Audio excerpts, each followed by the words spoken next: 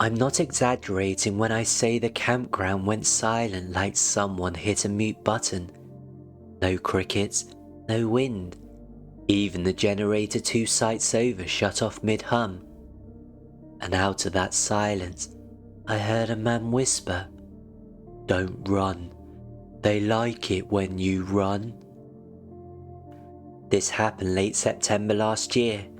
I'm just a normal weekend hiker, late 20s, not a missing 411 guy, not a conspiracy guy. My girlfriend and I were staying in a developed campground, the kind with bathrooms and numbered loops. We chose it because it felt safe. At around 9:40 p.m, we heard yelling.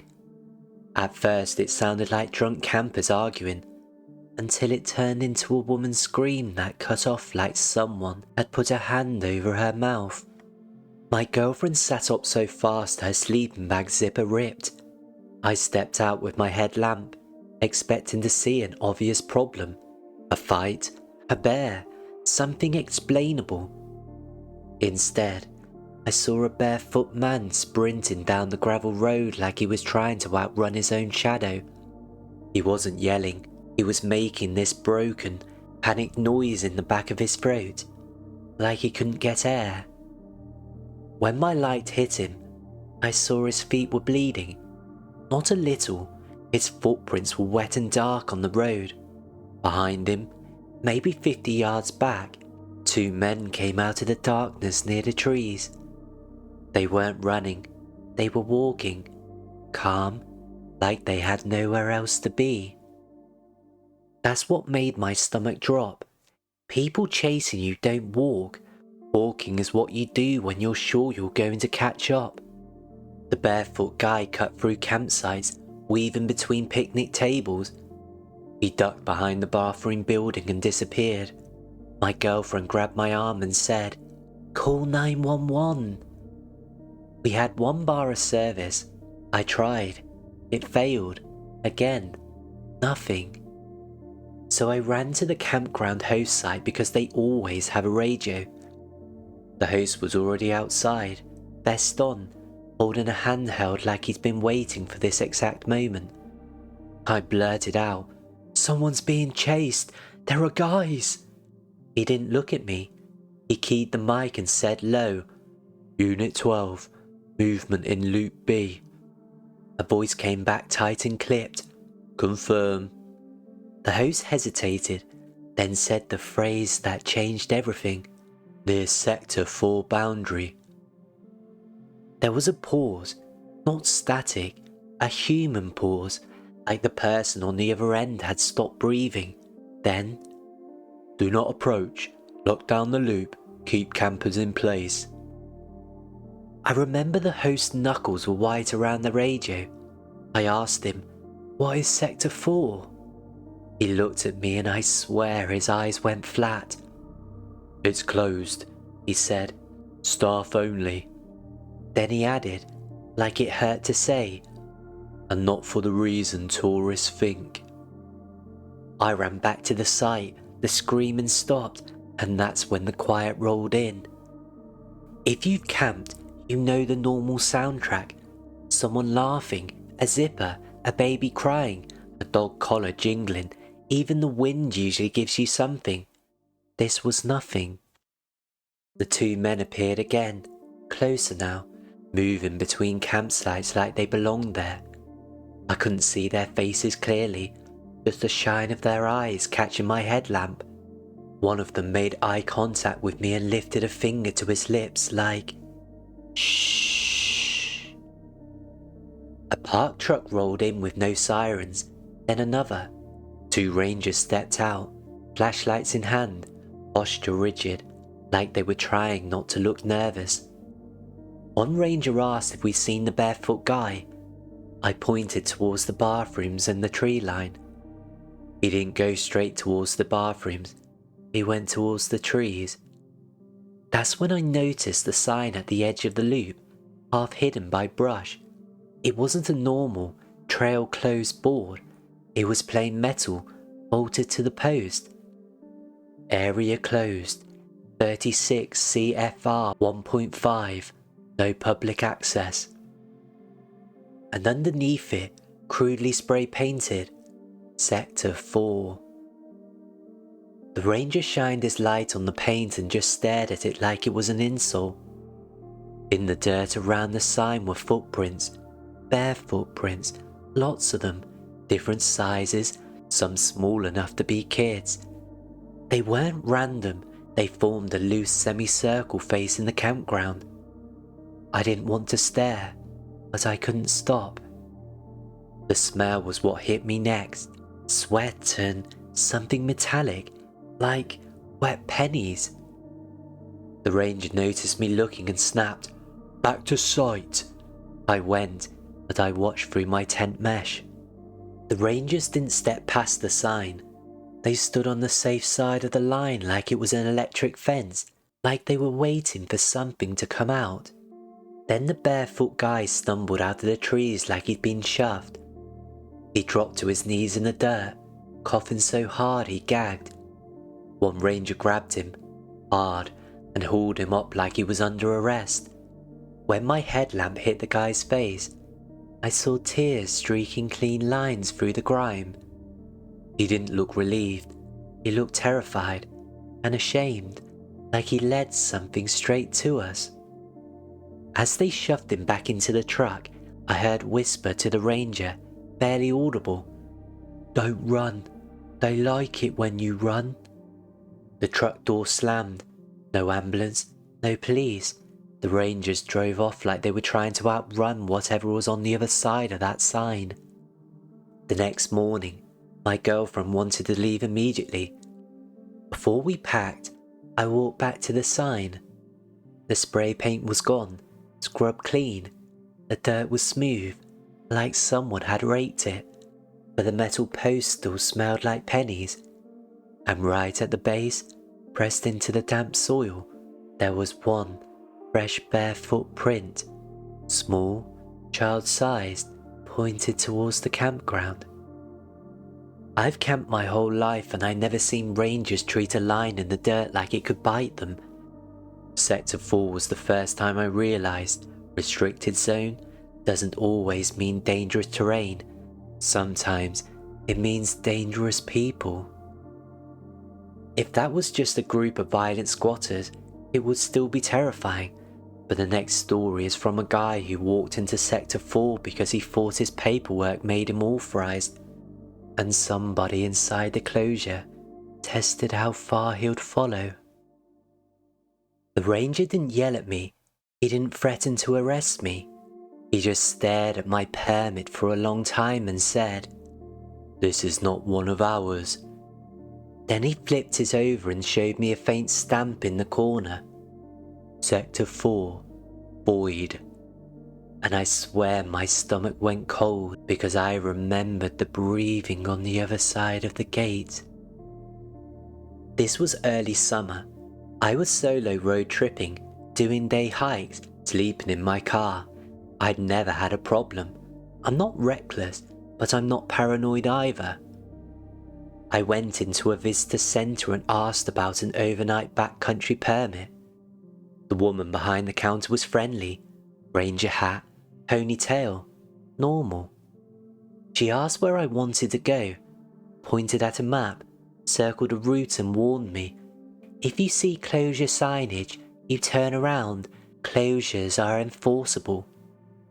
I nodded, signed, paid, left with a paper permit in my pocket like I belonged. The trails started normal, families, dogs, people taking selfies. After a couple hours it thinned out. The air smelled wet and green, like moss and old wood.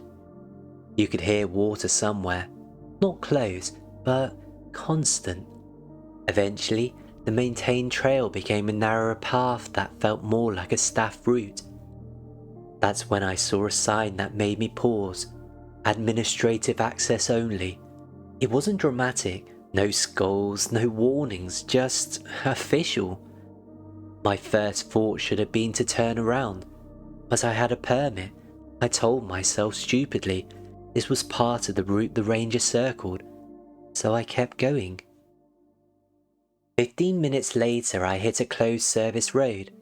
A gate across it, locked with a heavy chain. Hanging on the gate was a laminated sheet. Area closed, authorized personnel only. And beneath it, metal tag riveted to the post that read, Sector 4. I stood there debating whether to backtrack. That's when I heard a cough on the other side of the gate. Human, dry, close. I froze. The forest felt like it leaned in. Even the insects seemed to stop. Then breathing, slow and deliberate, right behind the bars. I couldn't see anyone because the road curved and the trees blocked the view. But whoever it was stood close enough that I could hear the wetness in their throat. I said, "Sorry, I'm just turning around." A voice answered, calm as if we were in a grocery store line. "You're on the wrong side." Every hair on my arm stood up. I said, "I have a permit." The voice said, "You don't." I backed away. That's when I noticed the dirt by the gate. Bare footprints, a lot of them, different sizes, not just one person, a group. I turned and started walking fast, trying not to run, because running makes you pray. After 10 minutes, I heard footsteps in the brush parallel to me, not on the trail, beside it, matching my pace.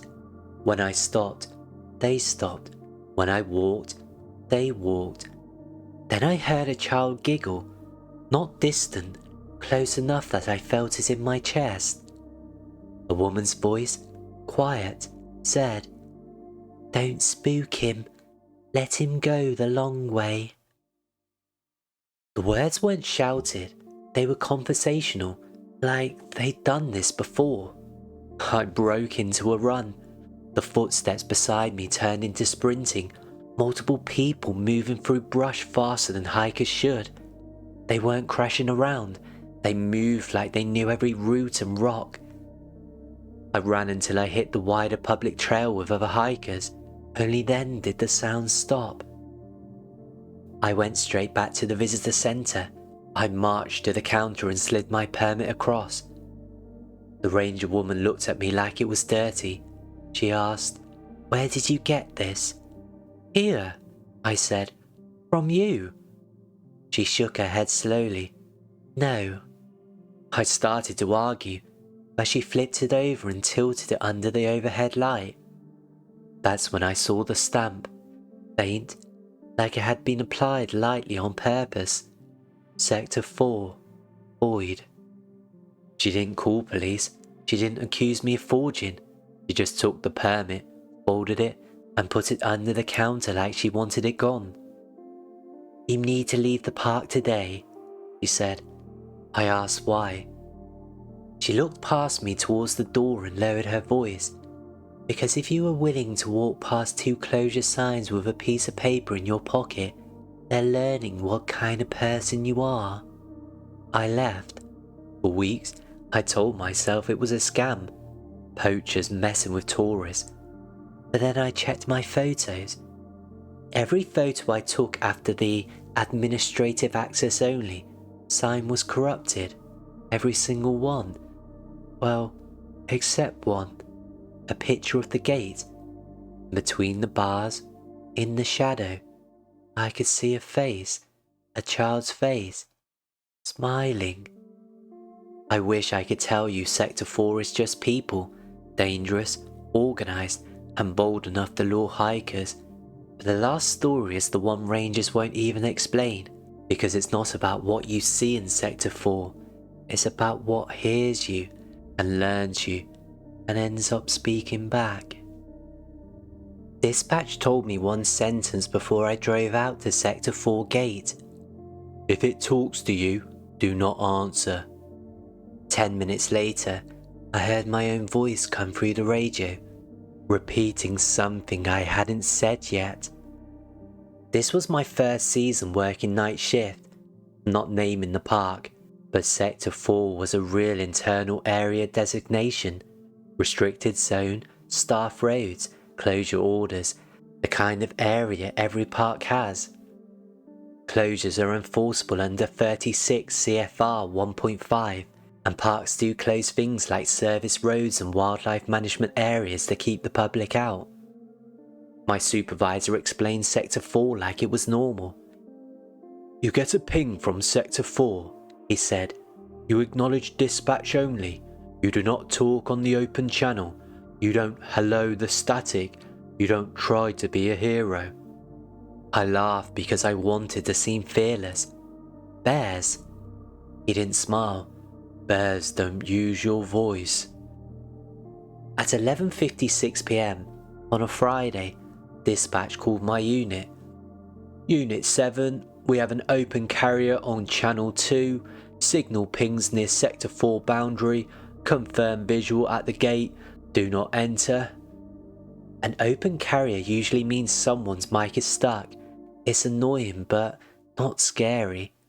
I drove out there anyway. The world got darker the closer I got. No headlights, no campground glow, just trees eating the road. The gate was there, locked as always, closure sign posted, plain legal language. I parked 10 feet short of it. My headlights washed the metal bars a dull yellow. My radio hissed, then clicked, then breathing. Not static, not wind, actual breathing, close, like a person holding a mic too near their mouth. I picked up my mic on my assigned channel and said, "Dispatch, Unit 7 on scene, I'm at the gate." Dispatch replied immediately, "Copy, do not key up on Channel 2. I stared at the radio. Why? Dispatch hesitated, a human hesitation, and that was when my gut tightened. "Because Channel 2 isn't assigned to anyone tonight," Dispatch said, "and the carrier isn't a stuck mic." Then, on Channel 2, I heard my own voice. "Dispatch, Unit 7 on scene, at the gate." It was perfect, my cadence, my tired rasp, even the slight breath I took between scene and at. My blood went cold. I wasn't transmitting. Dispatch snapped, "Unit 7, do not respond." And then a child's voice came through, small, soft, too clear. "Help me." It sounded like it was inside my cab, like it was coming from the passenger seat speaker, not miles away. I whispered, "Dispatch, are you hearing the kid?" Dispatch replied, "Copy, do not respond." Child's voice said again, "I'm cold." Behind it, faintly, there were other voices, adults whispering, like coaching. "Say cold again. Say help. Say alone." It hit me all at once. It wasn't a kid calling for help. It was a kid being taught how to sound convincing. My hands were shaking so hard the mic rattled against the steering wheel. I should have stayed silent. I didn't. I keyed my mic on my normal channel and said, "Where are you?" Dispatch cursed, "Unit 7, no." The radio clicked. Then my own voice came back, softer, closer. "Where are you?" A beat of silence. Then the child laughed, quick and sharp, like the laugh escaped by accident. Dispatch said, "Unit 7, start your vehicle and leave, now." I turned the key. My fingers slipped. I fumbled like I'd forgotten how to drive. The engine finally caught and I threw it into reverse. As my headlights swept across the gate, I saw it. Handprints on the bars. Small, wet handprints, child size, pressed from the inside of Sector 4 outwards. But I couldn't see a child, just the prints. I reversed so fast the tyres spit gravel. The entire drive back I kept expecting the radio to speak again. It didn't. Back at the station, my supervisor asked me one question. Did it use your voice? I nodded. He didn't look shocked. He looked tired, like I just confirmed something he's been trying not to think about. That's why we fear Sector 4, he said. It doesn't just trap people, it learns them. The next day, I drove out at noon, trying to prove it was just stress.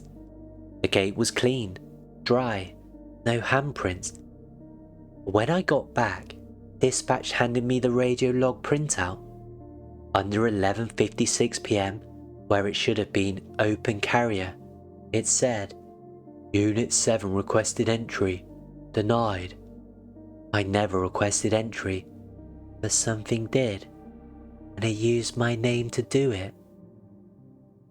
I turned my radio off that night. I didn't care if I got written up. And at 11:56 p.m, exactly, my powered off radio on the desk clicked once, and in my own voice, it whispered, I'm on scene, at the gate.